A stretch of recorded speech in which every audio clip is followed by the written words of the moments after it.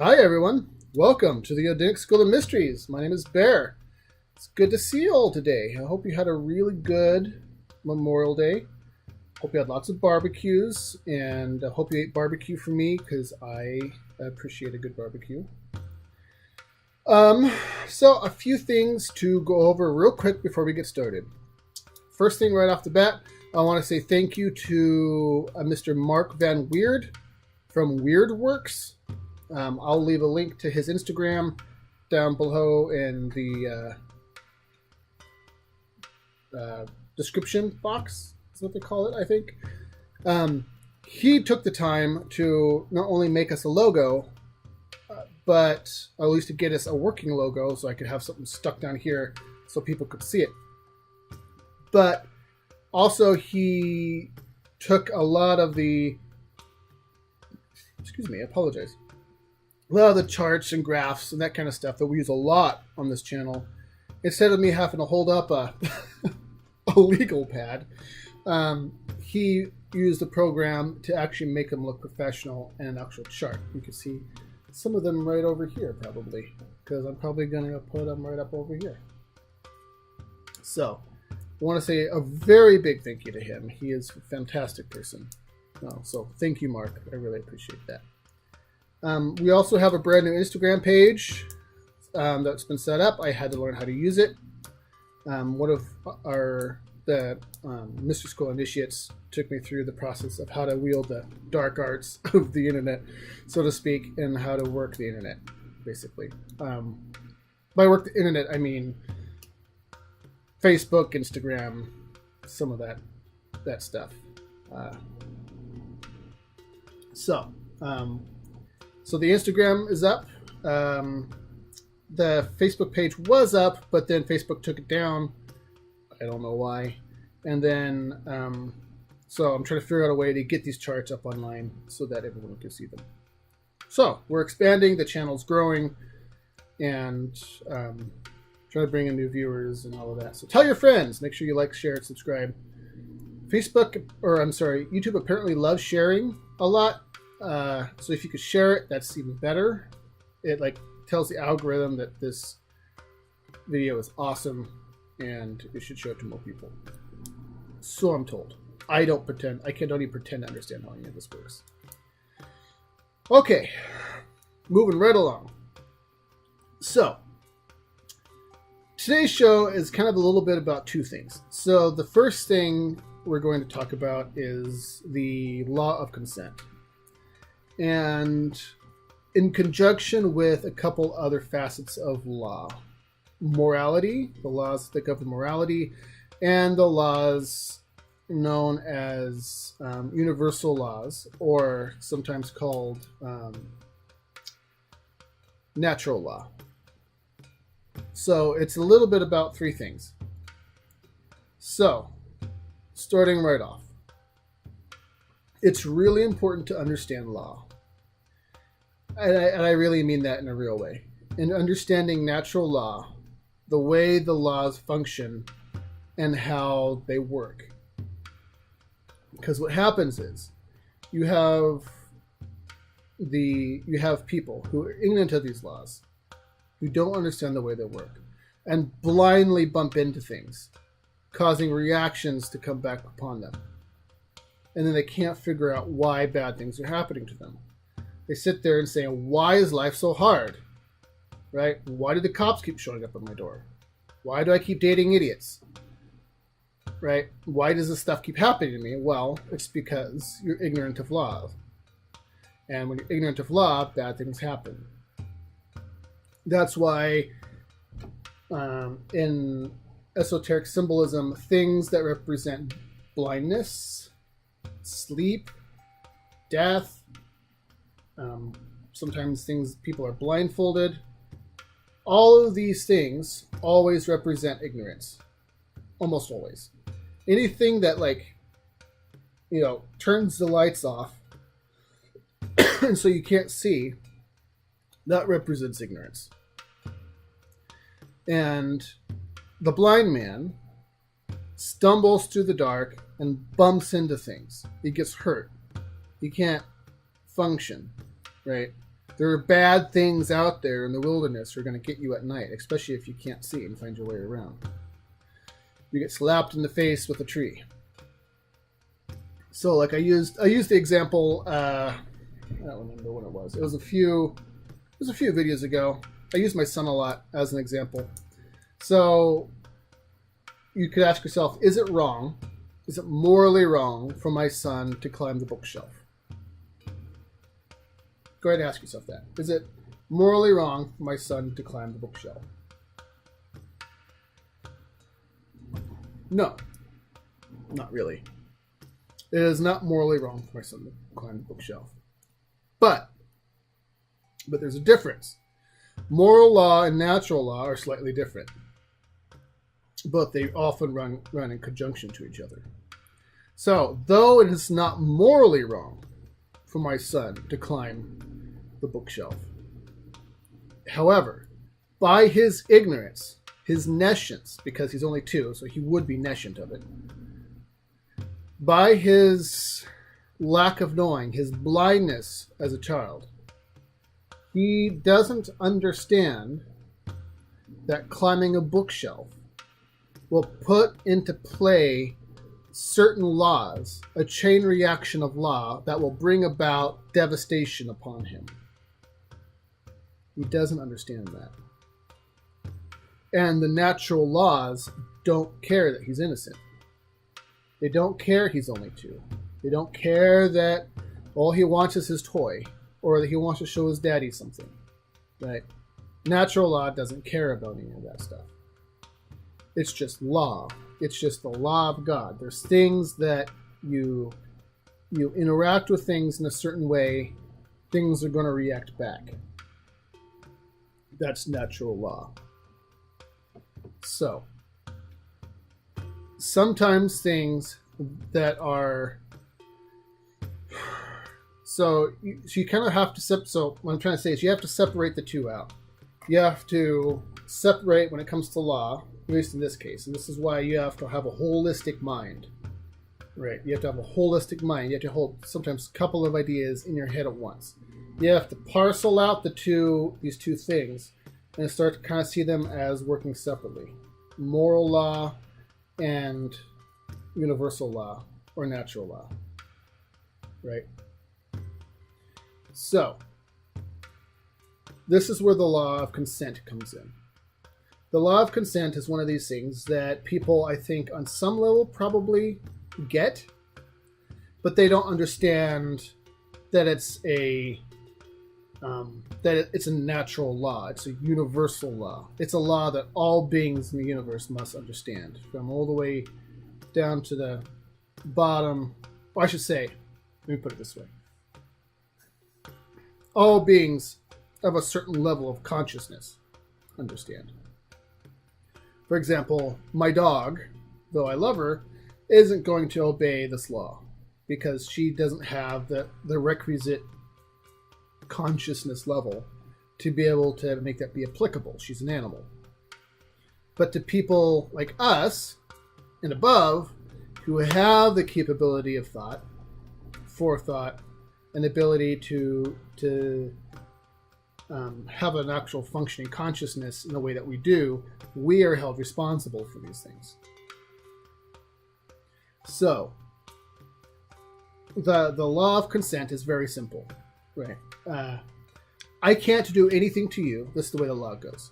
I can't do anything to you without your consent. Pretty simple, right? I can't have sex with you without your consent. I can't come into your house without your consent. I can't take your money without your consent. I can't, borrow your car without consent. I can't lock you up in a prison without consent. So we all kind of get this, right? We kind of understand this on a certain level. Like I said, a lot of people don't understand that this is a universal law. Everyone must obey this. But the rub is that you can be tricked out of your consent. Meaning, if I could trick you into giving me your consent, though morally wrong, it is lawfully right. You understand? Though something is morally wrong, it is technically lawful. This is why you gotta take some time to work out. And I get that. Though something can be morally wrong, it can be lawfully right. But we see this all the time in our criminal justice system. Right. Is it morally wrong to smoke pot? Probably not. Is it legally wrong to smoke pot? In most cases, yes. See what I mean? This is, we see this all the time anyway. So this shouldn't be a huge leap for people. So, the law of consent can be bypassed by it could be very easily bypassed, especially if you do not understand the law. So, this happens all the time. The reason people get ghosts in their house, almost always, is because they were ignorant of what they were doing, they gave consent to some spirit to come in. Right? Possessions happen the same way. Usually, almost always, it's by ignorance that someone gets possessed. Right? You are tricked out of consent, or you open a door that you didn't realize you're opening, and then consent was given. Usually, in both of these cases, the easiest way to get out of them is just to withdraw consent. It's really that easy. Got a ghost in your house, withdraw consent, ghost leaves. It's a law. But on a more practical level, too, you can, if you've ever signed a cell phone contract or an internet contract, they're both like notorious for this. All those little hidden fees and shit that are in there. You read the contract and everything looks fine, but buried way down deep in the legal jargon is all these little hidden stuff that they technically told you was in there. And by your consent, because you signed the paper saying, I consent to this contract, you gave them consent to give you these extra hidden fees and stuff. And that's a problem. Right? We can all agree that that's a problem. It's a really shitty thing to do to somebody. So it's morally, it's kind of shady morally. But lawfully, it's right. It's correct. You could be tricked out of it in some other way. Like if I pretended to be a movie star, right, and I got someone to have sex with me, well, they still gave consent, right, even though it was through false pretenses. People give up their consent many, many, many ways. Many, many ways. And on the bigger scale of things, when we're dealing with things like the dark occult, these very ancient esoteric orders. And what's really interesting is and I think this is by design, that Hollywood has done a very good job of painting what these people look like. So you picture someone who's in a really dark occult. The people who are in a really dark esoteric order. They picture black robes, creepy masks, sacrificing a baby in a graveyard and under a full moon with a thunderstorm and an owl. That's kind of what the image conjures when you eyes wide shut kind of thing. Though those things do exist, that is typically not what a dark occultist or someone like that would look like. The kind of person who understands natural law and who will operate 100% within the law to screw you over looks like this guy. looks like a businessman, right? Suit, tie, clean cut, good educated, middle upper class, that sort of thing. These are the people who will operate within the bounds of the law and still get you to sign over your life. So, for instance, I'm trying to tackle these on different layers, right? So we started with the very simple, like with the spiritual side. Then we moved up to like what typical law, laws of consent that most people think of. And now we're moving into the kind of the bigger global scale consent. We're dealing with societies in aggregate. So, when you're dealing with these organizations, they can't legally do anything to you without your consent. But the law does not require that you even be aware that they're telling you that they're giving you the information. You don't even have to be aware that they're giving you the information. And they do it all the time. And this is how they sidestep the major bulk of the karmic consequence, at least in the short term. So there's two different ways consequences come. Consequences come from the gods. Gods will judge typically your behavior, your moral behavior, and the way you act towards others, and your desire to create slaves and all of this stuff. But natural law will, maybe I said that wrong. The gods will judge your heart, right? The natural law will judge your behavior. So the gods will judge what's in your heart. The natural law will judge your behavior. The things you physically do in the universe that create repercussions back at you. Right. So they cloak, they tell you what's going to happen in symbolism and allegory, because they know that you are effectively illiterate. You don't have to know, they don't have to tell you that they're telling you. They just have to tell you. And this is the way they sidestep a huge portion of the karmic blowback that comes from enslaving people. That comes from their agenda. So, sports mascots. Baseball, basketball, football, packed full of dark occult symbolism. They tell you in their symbols in their sports teams. Ever watch a Super Bowl halftime show?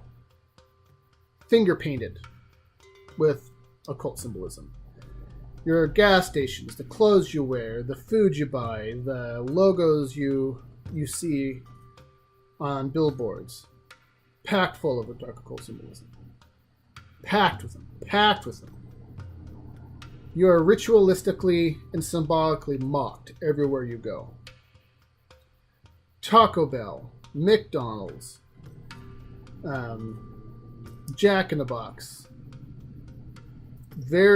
All their logos have a lot of very strong dark occult symbolism in it. They're telling you what they're planning to do and what they think of you. All the time. Everywhere you look, they're telling you. And you, because you're ignorant of law, because you're ignorant of the way dark occult symbol, the way that it's a dark occult,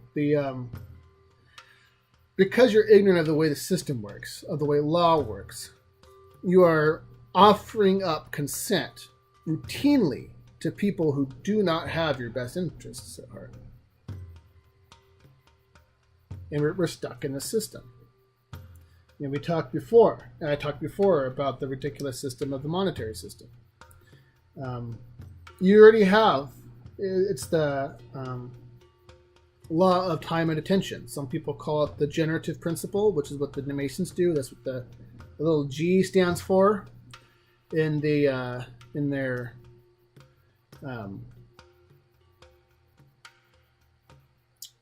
square and compass symbol. That's what the G stands for, the generative principle.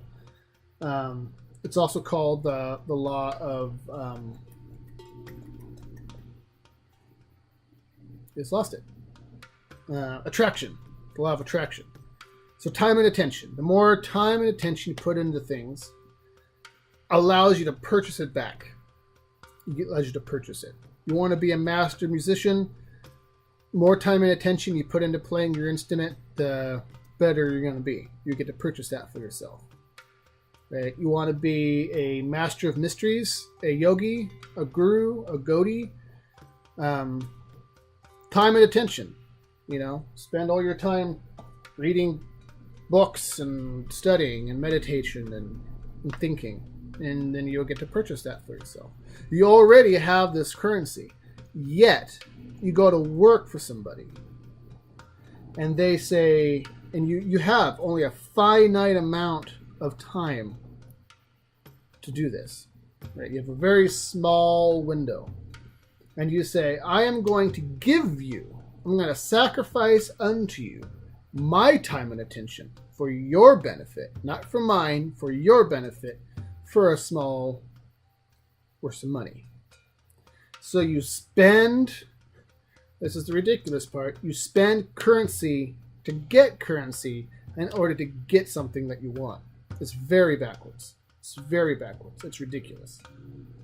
But we do it. And you willingly do that. You willingly submit to that system. And so just being aware of law is a really important thing to do.